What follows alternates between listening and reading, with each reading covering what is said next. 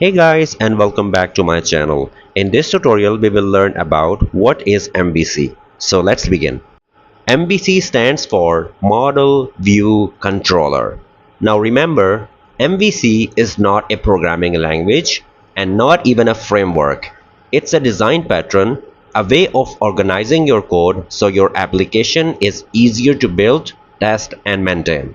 For example, think of it like building a car. You separate parts, the engine, body, and controls. Similarly, in software, we separate things into model, view, and controller, so every part has its own job. When we design any application, the first thing is always to design its architecture, how different parts will communicate. MVC helps us do that by applying a concept called separation of concerns or SOC. Now before we dive into the details of MVC, let me quickly show you a simple workflow diagram of how the MVC pattern actually works. So it starts from the user. The user sends a request by typing a URL or clicking a button. The controller receives this request. Now the controller will decide. If the data is required, then it will get the data from the model and then it will show it on the view. And then the user sees the updated result onto the screen. Now I will come back to this workflow later after explaining each component of the MVC one by one. Now the first component of MVC is model. The model is everything related to the information your system uses. That's why the model represents the data and the business logic of your application. In ASP.NET Core, models are simply C# classes that usually correspond to database tables. For example, if you are building a school management system, you might have models like student, teacher, or course. The model is responsible for handling database operations and validation rules. In short, the model represents the real-world data of your application.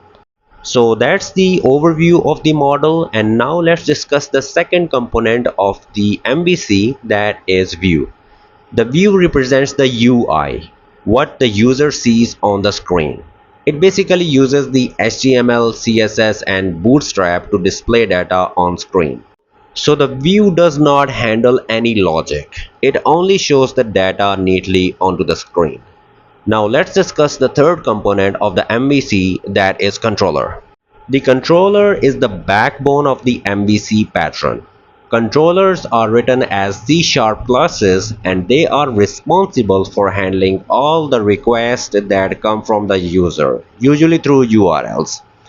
When a user performs an action, for example opening a page or clicking a button, that basically generates a request. This request first reaches to the controller. The controller then decides what to do. For example, whether it needs to get some data from the model or simply display a view.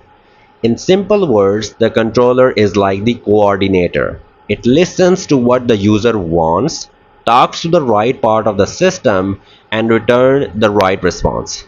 Alright, now that we have gone through each part of the MVC, model, view, and controller, let's come back to this workflow diagram and understand it step by step. Here's what happens in a typical MVC request. The user interacts with the application, for example by typing a URL, clicking a button, or submitting a form. This request is first received by the controller.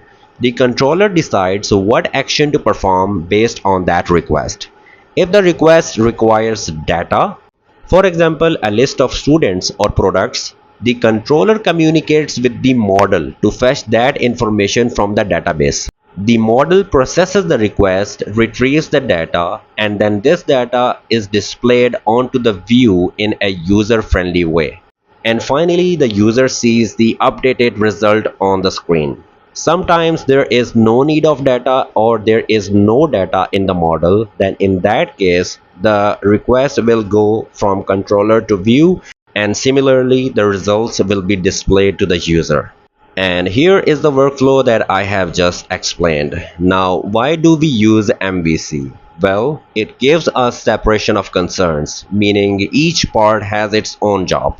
For example, in a real project, the front end team can change how the website looks without touching any C sharp logic, and the back end developers can change the database logic without affecting HTML files. There are also other uses, for example, reusability and extendability, ease of testing and maintenance, and better understanding. And now let's talk about ASP.NET Core 8. Here's an important note. The MVC pattern itself has not changed from .NET 6 to .NET 8. What's new is performance improvements, better routing, minimal APIs, and improved dependency injection.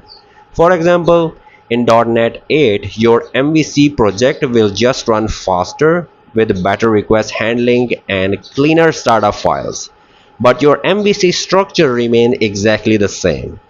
So that's it for this tutorial, guys. If you find this video helpful, then please hit the like button and subscribe to my channel. Thanks for watching.